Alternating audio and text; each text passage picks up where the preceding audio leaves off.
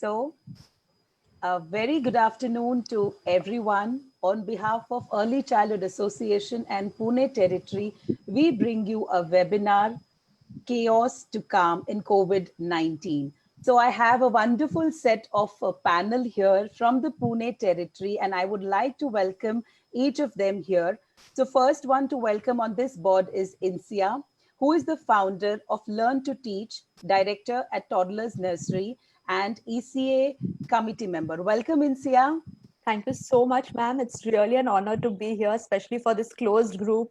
And Pune Territory, like they all said, is home for us. So thank you, ma'am, for really taking the initiative, organizing this and having me on board. Thank you so much, Insia. So now I'm welcoming Sneha Taparia. Sneha is the CEO of Jumpstart and again the ECA committee member for Pune Territory. Welcome, Sneha. Thank you so much, Harsha. Feels really great to be on this platform. Thank you so much. Thank you.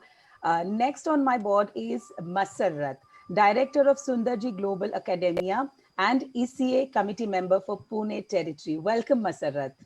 Thanks, Harsha, for this wonderful platform that you've given us so we can collaborate, we can communicate, we can think critically and move forward. Correct. Thank you so much. So now on board, I welcome Shilpa Solanki, Director, the Harmony Tree School and ECA committee member for Pune Territory. Welcome, Shilpa. Shilpa, you're on mute.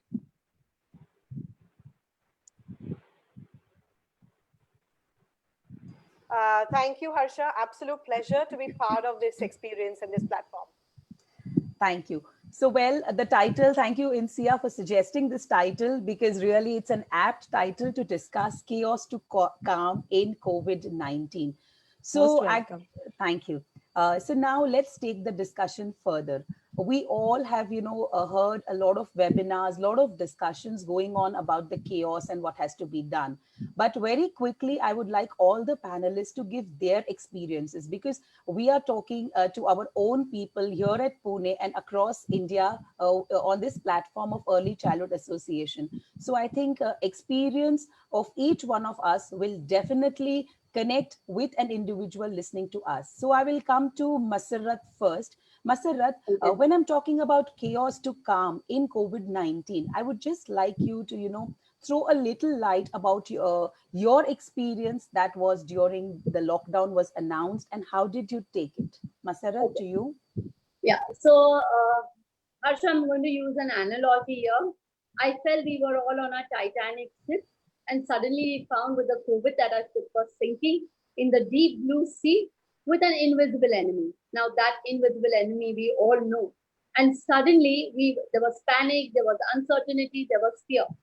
But then slowly we started navigating the deep blue sea, which was our acceptance of the situation. And definitely we had to find our shore. And definitely now today we are colonials instead of millennials. So very nicely, Masarrat, and I found it little poetic also. So wonderfully explained. You've explained the experience from the chaos and now moving on towards the calm. I will come to Sneha. Sneha, what is your experience?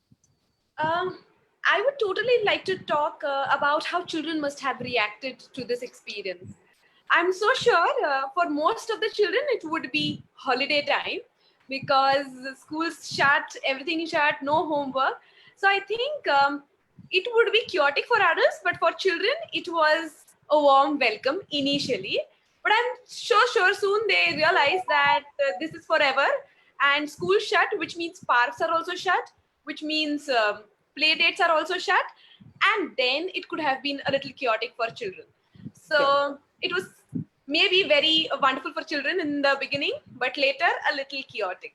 Okay. So in the starting, it was, an experience where they felt that, oh my God, it's a vacation. And then gradually they came to know that this is that kind of a vacation wherein they are a kind of imprisoned in the houses. Correct. So thank you, Sneha. I will come to Insia now. Insia, what was your experience? Thank you, ma'am. So my experience, it was a gamut of emotions, playing multiple roles, being an entrepreneur, being an institute founder, at the bottom line, also being a mother of two very young children, 8 and 4. It was, of course, the baseline was there was a lot of fear. initially that, what if my loved ones become victim of this, illness and virus. There was also a lot of overwhelming thoughts that how am I going to manage the house without any help, limited groceries, house being messy, children being demanding. So all those things, because it was very uncertain, because it was something that we were not planned for. So the initial fear, anxiety, and there was a lot of, overwhelming emotions. But yes, just like everybody else, every time you're thrown a problem, you have two ways to look at it. We can keep focusing on the problem or focus on the solution. And once, I started focusing on the solution, then there was from chaos to the calm. Wonderful. So I found it very, very philosophical and very, very connecting, because absolutely we all passed through the same phase and we only started getting solutions over a period of time. So now I will come to Shilpa. Shilpa, what are your experiences? I think it's well tied up. Masra's given us the voice of a school leader, and Sneha spoke from the point of view of a child. Insia told us how the parent and the homemaker and the professional, balanced through these times. Let me give the narrative of a teacher's voice. I think for each teacher and all of us, we slept one night, and next morning we woke up and our world had changed with very, very limited warning. And in that time, one needed to first wake up to understand and just take stock of what's going on and figure the way out. Figure the way out of figuring out your own home, figuring out how I'm going to continue school work, what happens to the year that was left incomplete and in complete turmoil. I think after that initial week, what dawned upon all of us and quick actions and solutions is that we all realize that tough situations won't last, but tough people will. And that's what we need to keep in mind. So very nicely summed up, Shilpa. So now, as we all have shared our experiences, now there were a lot of challenges, plus there were a lot of opportunities also which came up our way. So let's focus now from the chaos to the calm point of view. So now, talking about the challenges, I will go to Masarrat first. Masarrat, when we were, thrown upon this challenge that, okay, now we are locked up in the house with limited things available across our area, across our homes. We were, locked in the house, and the situation was such that we could not even think about anything ahead. So now I'm coming to you, that what kind of challenges were you facing, and what kind of opportunities or what kind of solutions did you come out with that? So I will give you, 5 minutes to speak on that, Masarat, and I would like you to focus on the work front, because I have specified all the challenges and I would like you to talk about the work front. So I'm going to be the voice of the school leader today. So Correct. after the chaos and the calm, we had to make our own GPS, that is our own roadmap, which was a little unfamiliar. But this, we focused on making it a corona cuffing structure. We knew what we were in for. So as a leader, I had to keep my team going, safe, cohesive, productive, and proactive. So first of all, we took a research-based technique. We did SWOT: strength, weakness, opportunities, and threats.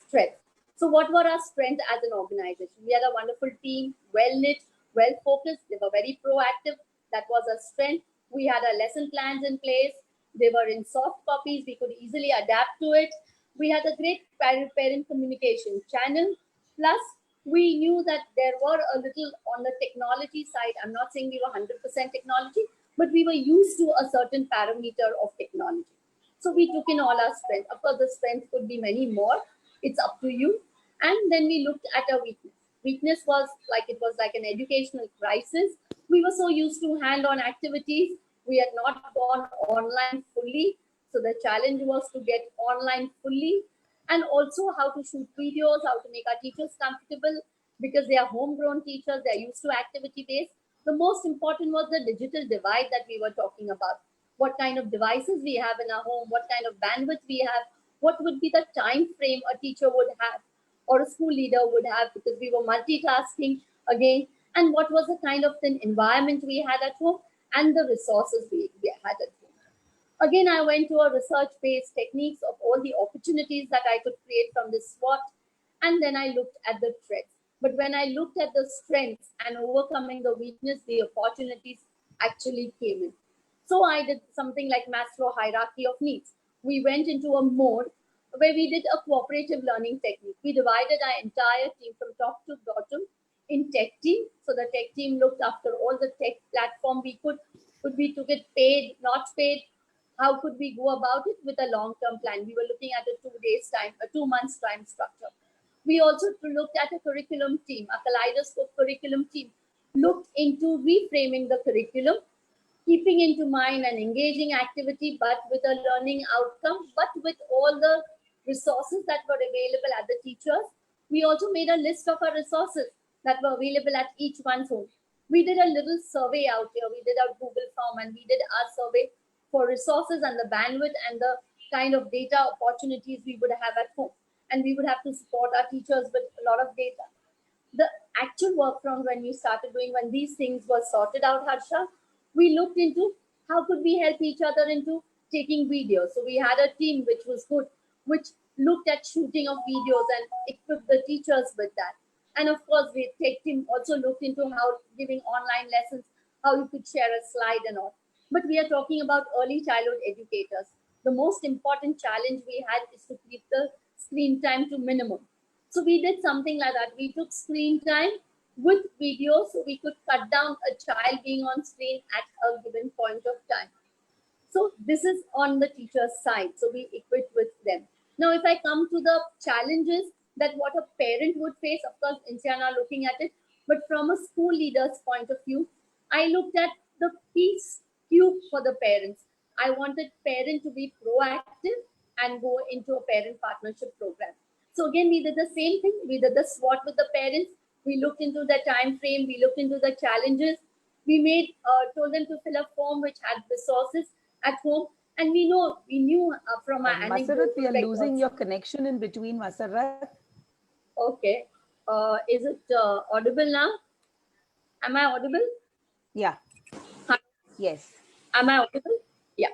So for parents, we yes, did something Masarrat, like please carry on. Went to the parents and we looked into the parents' resources at the same time. And we saw to it that what our parents have, they don't have, how the digital literacy on the part of the parents was very important. We also did go to meetings with their Zoom meetings with them to pep them up on their digital literacy, how it would be, what it would be. So a lot of things we went into, and we took the parents on board. We also looked at the kind of support the parent would have and how many dads could be with us, whether the grandmothers could be with us. So this kind of parent partnership we had to do immediately. So I looked into a formula called 5 into 10 into 15. 5 is 5 times we rang the parent up. We saw to it that 10 times they were equipped with it, and 15% was the outcome of this entire thing. So the parent partnership was very important.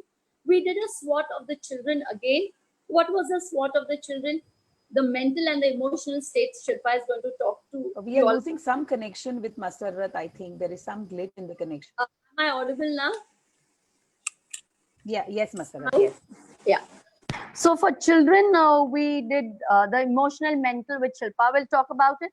We looked into the sitting tolerance of children. We looked into the most important thing about the screen time. I think till the time we get Masarrat. Masarrat, your voice is cracking a lot. I'll come back to you. Till the time I'll get the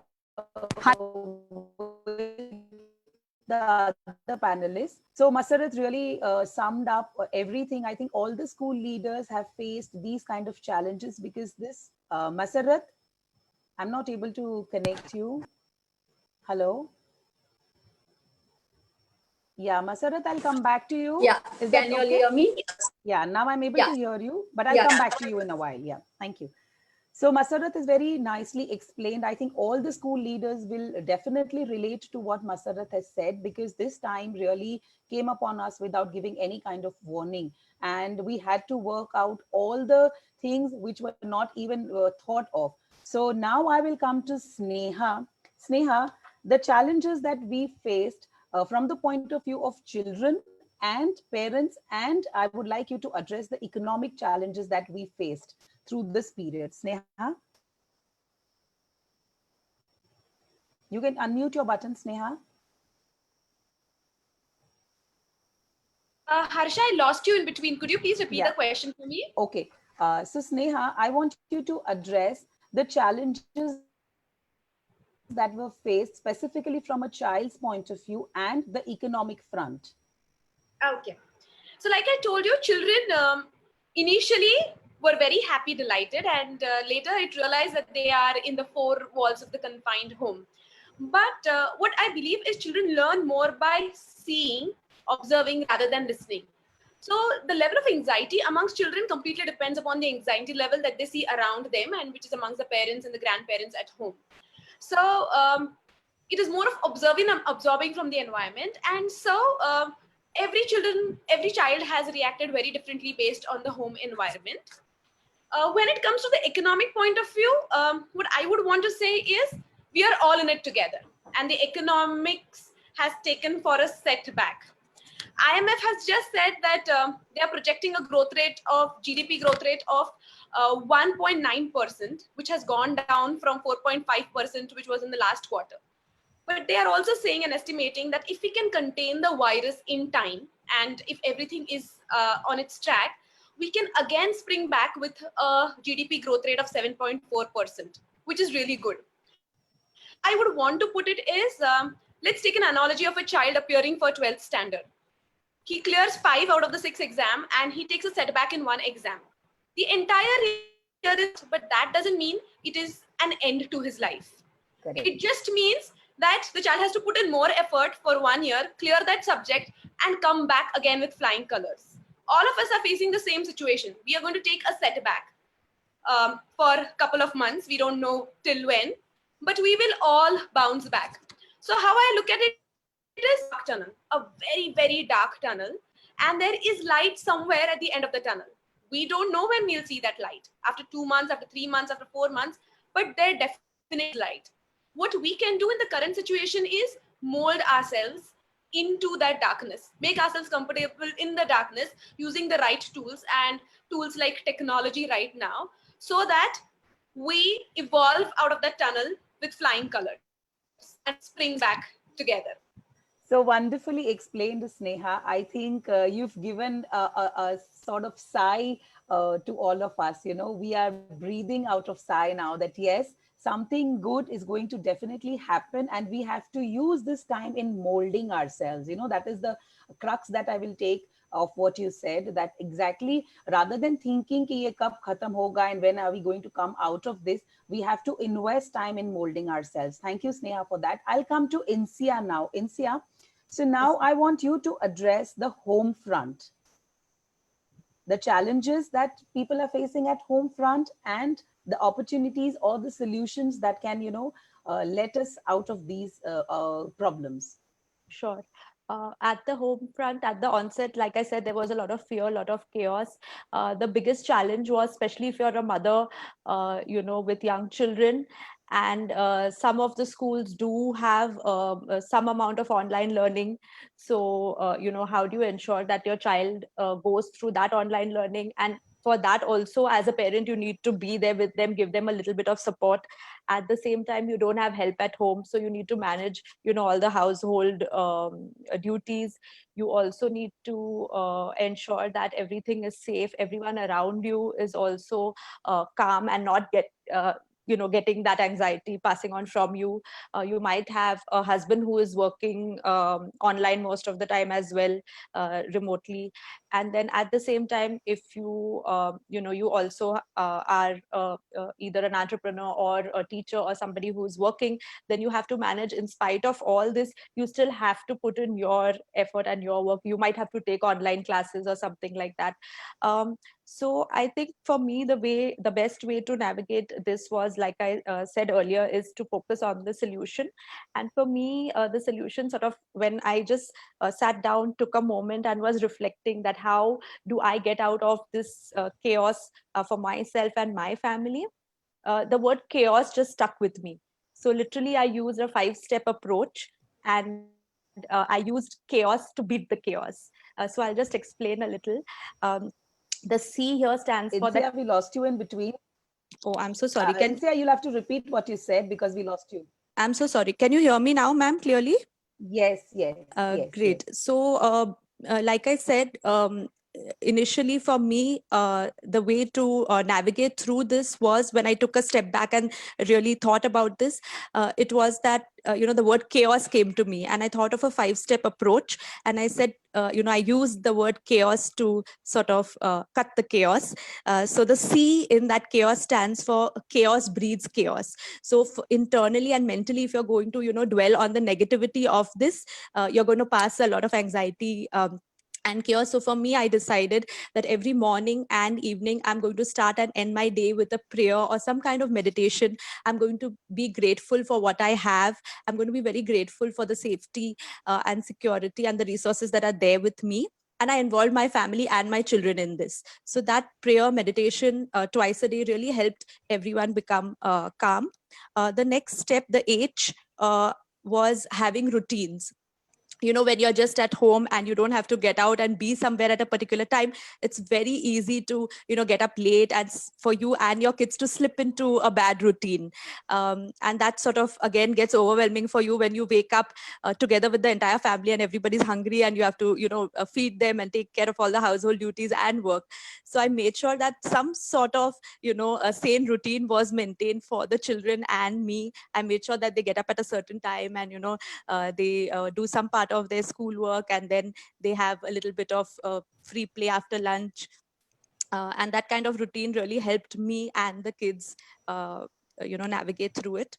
The A stands for also remembering to always keep it fun.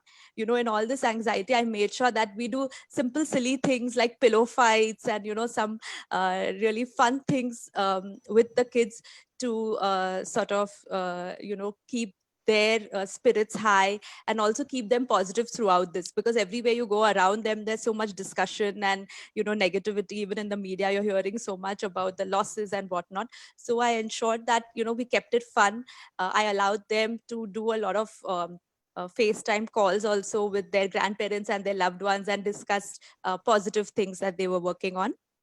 The O stood for one task approach. So a simple example is like for somebody at home who has to do dishes, rather than waiting for the entire thing to pile up and then getting overwhelmed, I ensured that we do it in smaller batches, focus on one task at a time, and then you get that sense of accomplishment that, okay, this has been done, it's taken care of. And when you look at it in smaller tasks, it's much easier to accomplish. And finally, the S stood for success only comes when you are consistent. So it took me days. It sounds very easy, that this 5-step approach, but it took a couple of days to actually master it and get to this 5-step approach. So I ensured that even though it was difficult the first few days, I stuck to it, kept being consistent with it. And then eventually, yes, this is how, it really helped me go from that chaotic stage to the calm stage. And ma'am, the moment you suggested the webinar and I suggested this topic to you, it was also because I had just written a blog on this topic, chaos to calm. So I would love to share that and the 5-step approach maybe later to the participants as well. So wonderful, Insia. Now, when I was writing, when you were just describing this word, the CHAOS, and now when I'm reading this chaos, I'm reading it as calm. So wonderful 5-step approach that you have given us. So I think all the listeners, all the audience from the home front, not only on the home front, I think any front that we are talking on this platform, I think if we can, divide this chaos with the acronym that you have mentioned, I think it can be a lifestyle for all of us, not only in this period of COVID-19, but post COVID-19 also. Because I think this 5 strategy plan that you have given can be a way of life in your daily routine as well. So thank you, Insia, for this chaos, which I'm now able to read as calm. Welcome, so now I'm coming to Shilpa.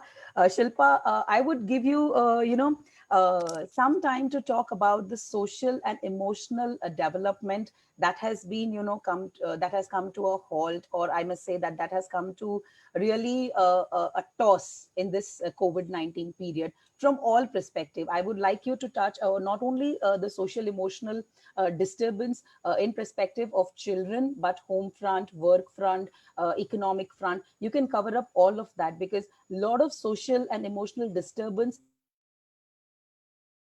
has happened in this period of COVID-19. Shilpa, over to you.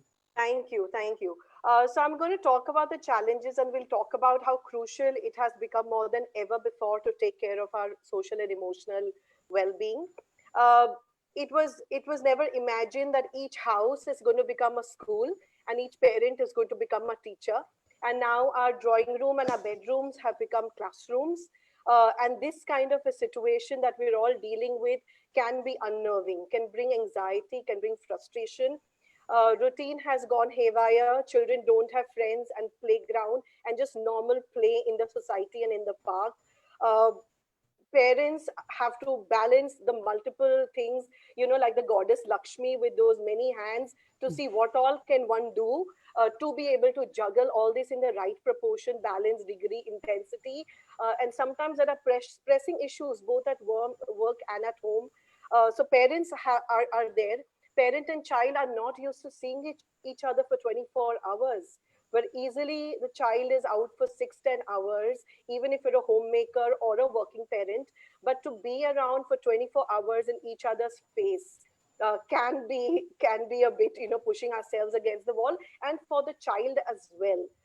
While of course this is extra time for spending with each other, extra time for bonding, but the being around and trying to engage children, all ages, let me tell you, all ages, not just the young ones, can be a bit of a big challenge and task. The teachers are also equally, under a lot of pressure. One is to pressure of now suddenly I've learned in my D.Ed, B.Ed, in my 1825, 6 years of school experience. This is the way I teach. This is the way I plan a lesson. This is the way I, have resources available, my puppets and my charts and my board to start with. And suddenly I'm left with nothing in the house and I'm made to teach. There is an ocean of resources. There are multiple tools. Where do I begin? What do I start? How do I figure out a new application, a new device? The teacher has become the parent and the teacher at home, and it can be quite confusing. So these blurred boundaries between the home and the school, these blurred boundaries between school time, play time, home home time, has a nap time, because it's just erratic cycles of sleep and wake up unless you're able to maintain a certain structure. So it has put a lot of strain.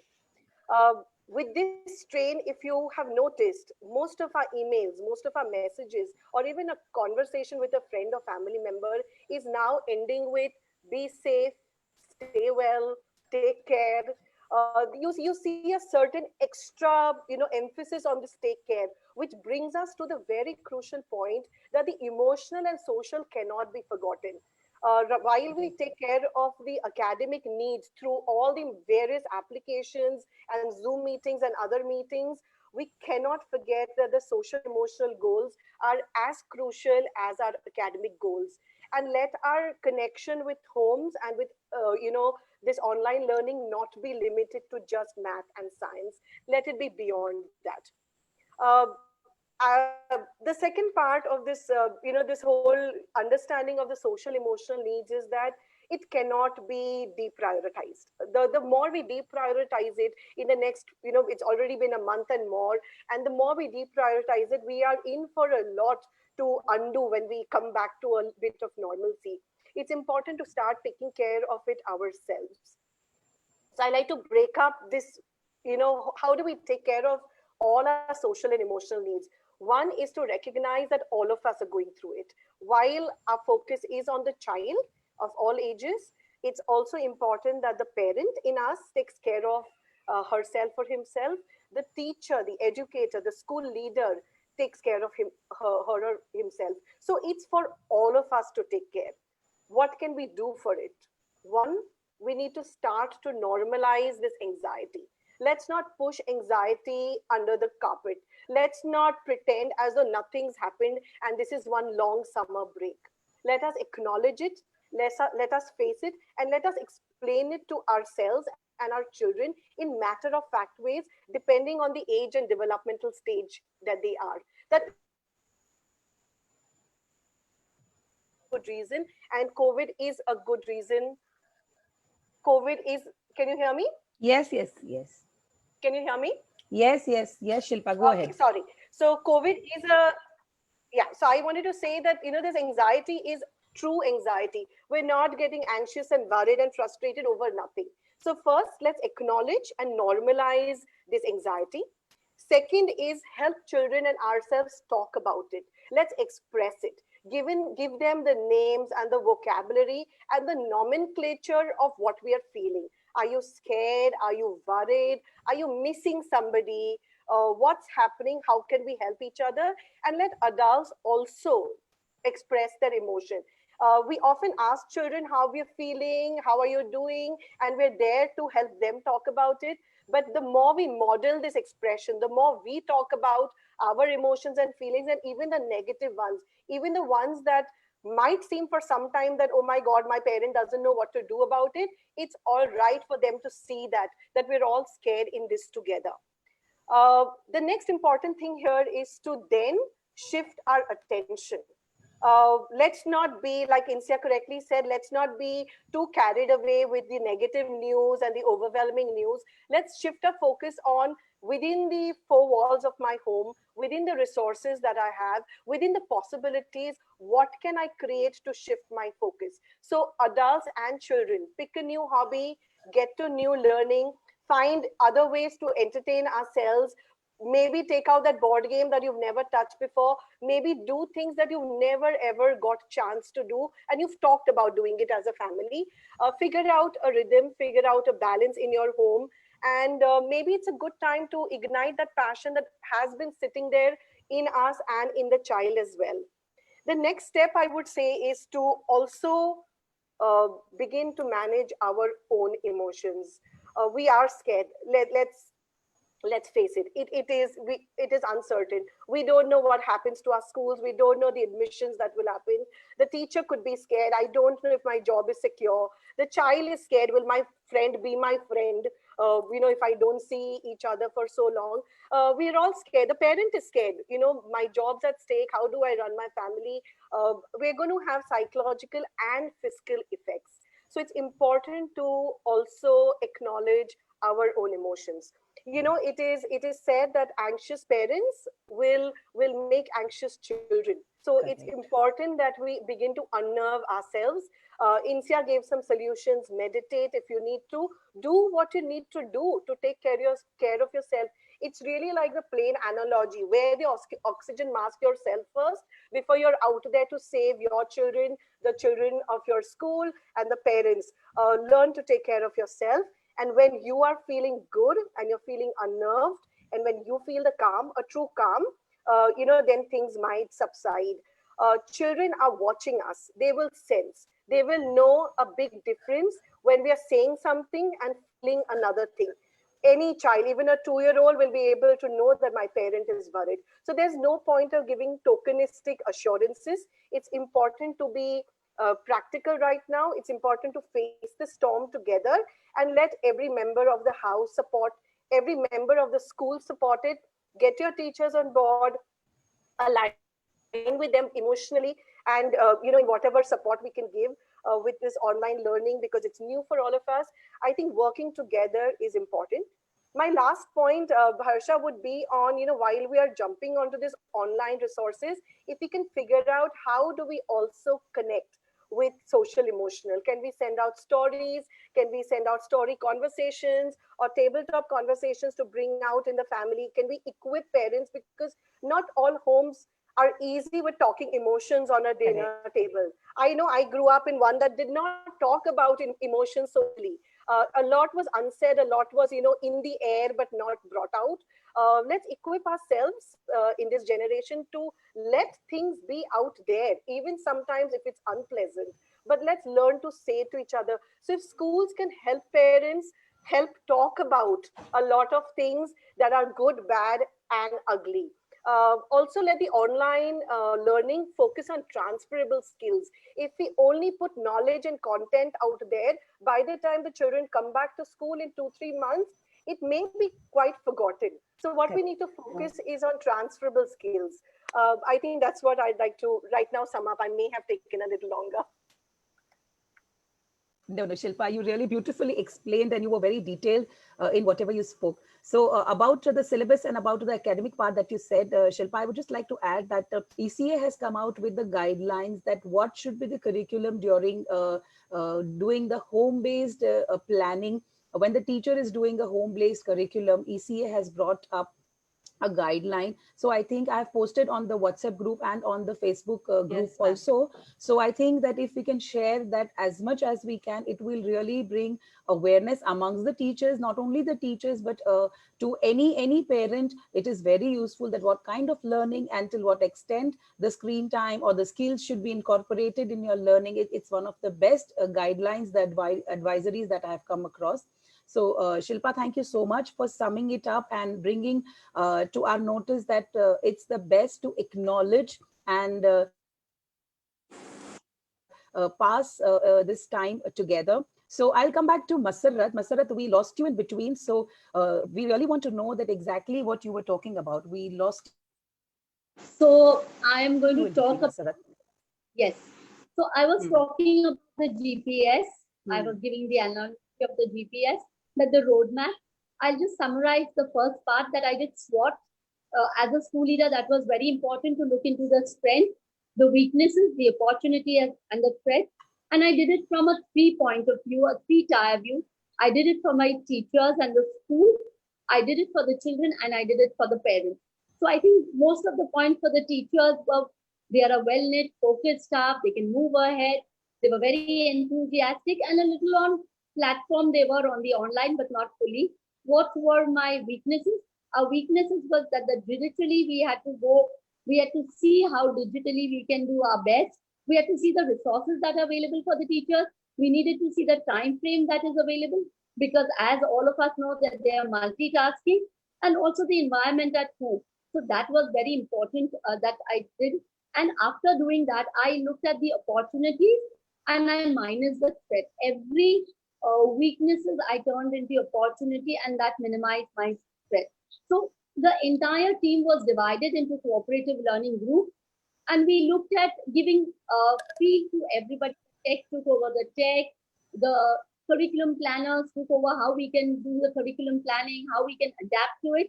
So I adapted PIA. That is, we all became very proactive. I brought in innovation and I brought in adaptability. That was what three catchwords that we looked into. Every activity that we planned henceforth for the children had to be not only engaging but also keeping in mind all the resources that would be available at the parent side, because suddenly the parent was the teacher. So the entire terminology had to change. And also, we also looked into a lot of other little things, sending Google forms to parents, to teachers to know what was the bandwidth that we are talking about, kind of digital devices the parents had. So we looked into even the parent side. So parent, I put P3. I looked at parent partnership, and I also looked at being proactive now. So the parents were sent out survey forms. We looked into the time frame that a parent had.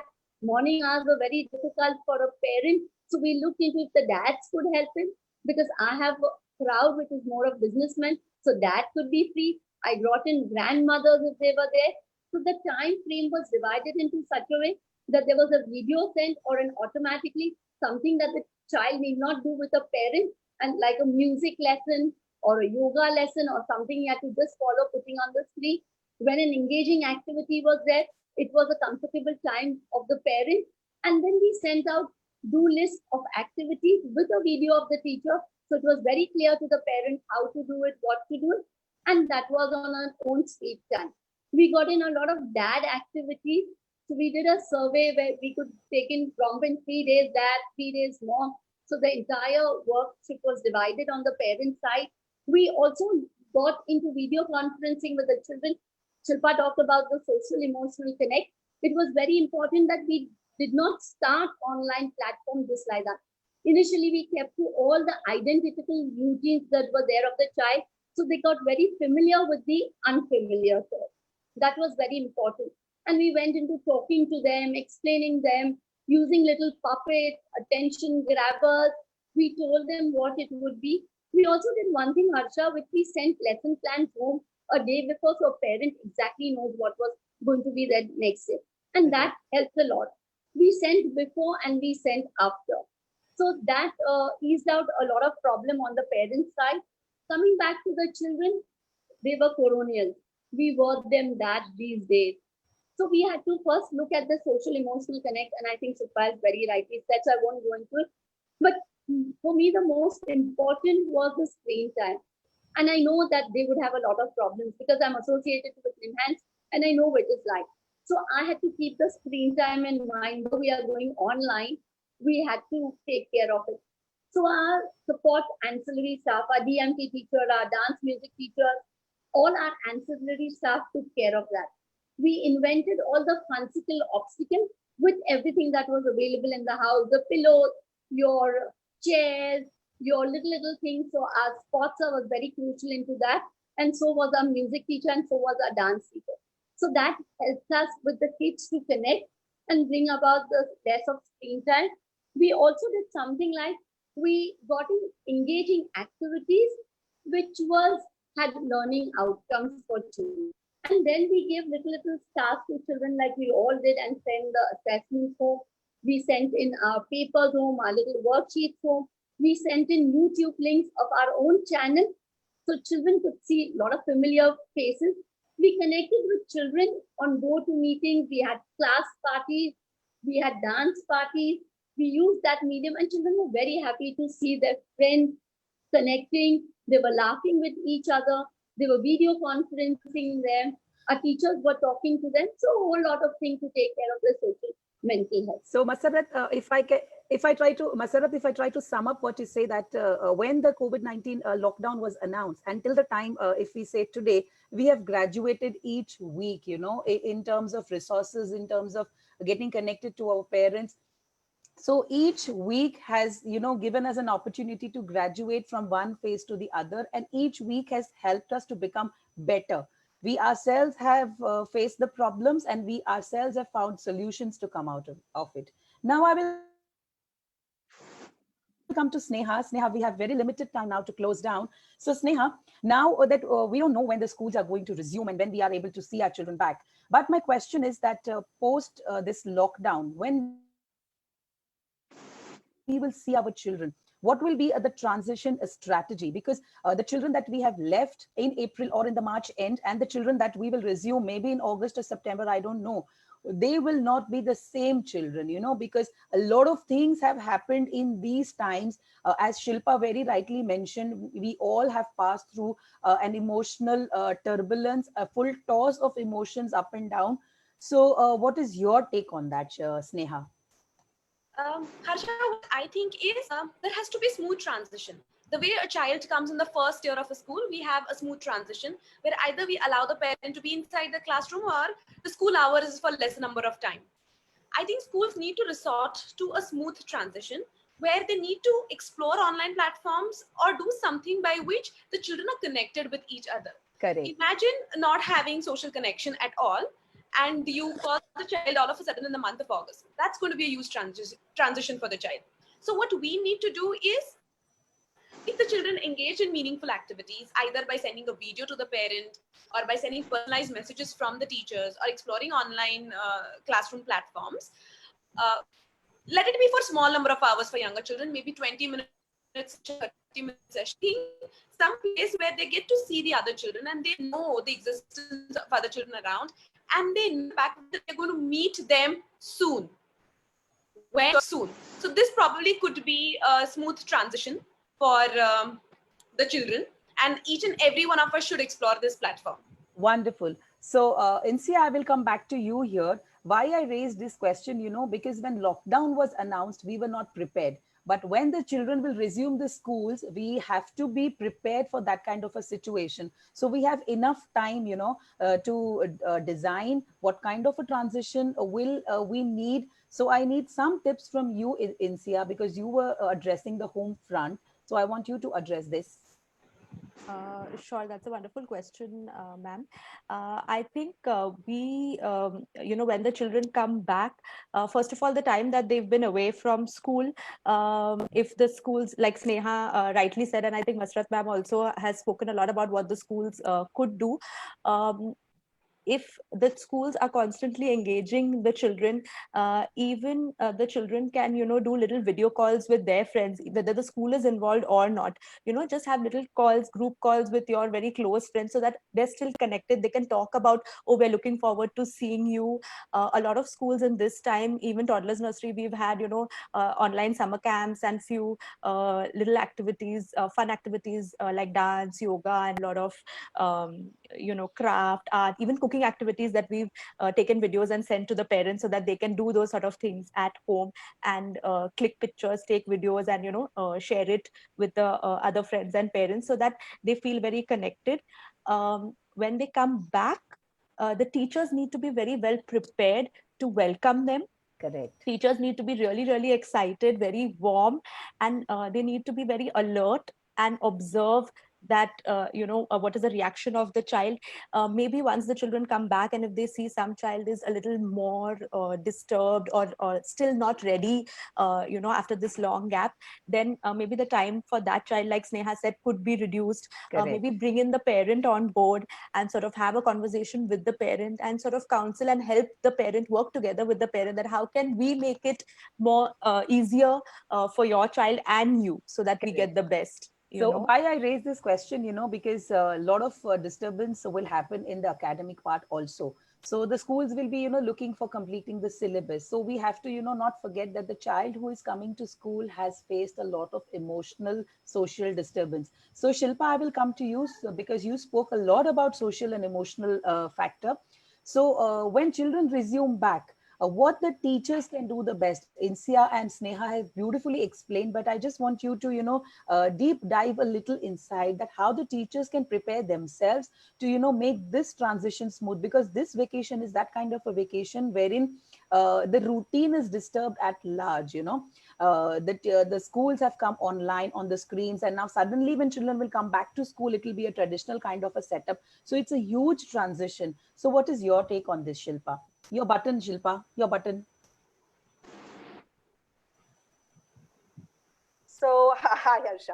So, I just want to say that there was life before COVID and there will be life after COVID. Correct. So, we adapted. We adapted just now. In less than few weeks, we adapted to an absolute new way of living, teaching, doing things that we've never done before. So when we come back, I'm sure we'll readapt and realign to the rhythm that was left from where we left. Of course, with a few changes, we have to be preempting what those changes will be and how the children will come and how the parent will come. I think, on a lighter note, we're all as teachers and as school leaders, like this new improved Rin. We're all this new improved person. We've suddenly learned so much of technology. We've learned to collaborate. We've talked to schools and principals across, that we don't. EC has had seminars overseas. So the way we're all collaborating is a very new way of doing things. We're picking the phone to say, hey, how are you doing the salary and how am I doing it? There's a lot of that going on, and I think that's great. And teachers are doing it amongst each other. I see it with my team. They're helping each other. You can't make an Excel. You don't know how to do this. I'll do this for you. You give me a list of activities.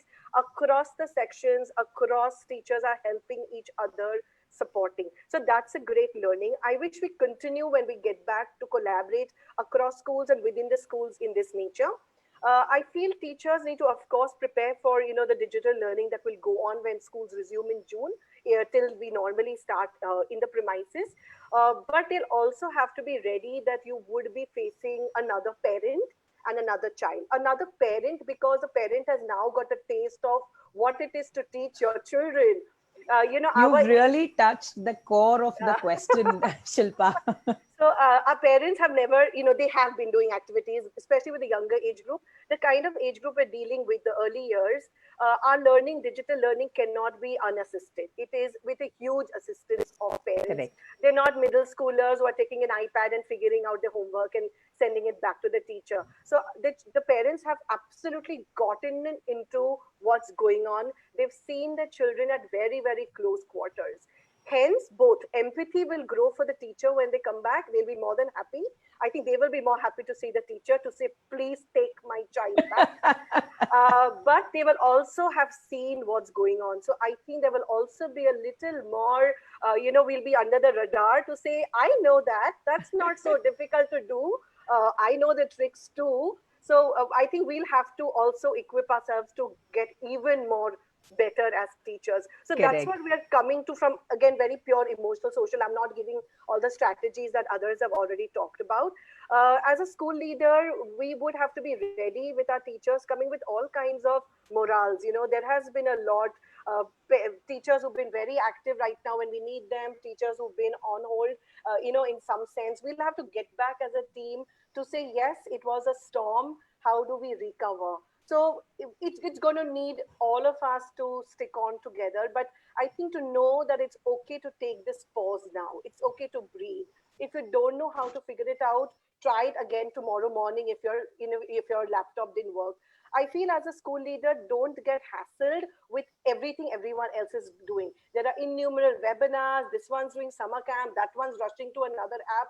Some leaders may feel inadequate. They may feel rushed. They may feel, oh my God, I'm not doing enough. I see so many posts around me doing multiple things. It's all right. Do what you can. This is not a race. Do as much as you can. Be ready. When you come back, you should be centered and grounded enough to restart. We can rewrite this story.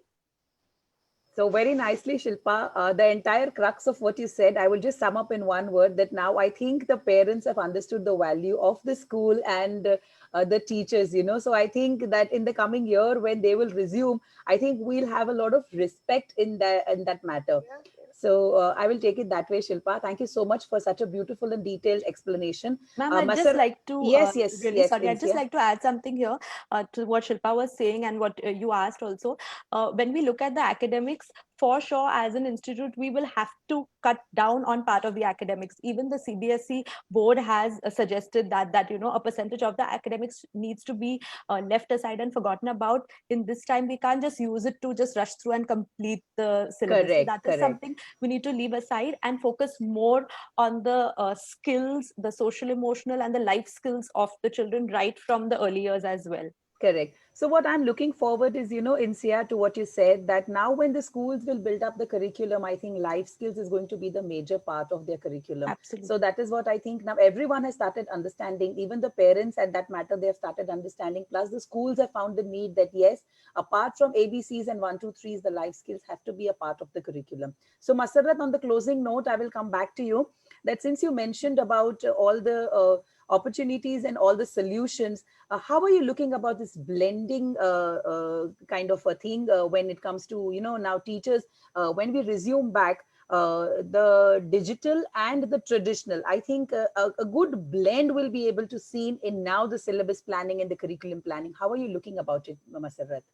Harsha, I will be looking at something online and offline. I'm going to keep this word very stuck up in all our heads. Corona cuffing. Now, what is Corona cuffing? Cuffing is like to blend together.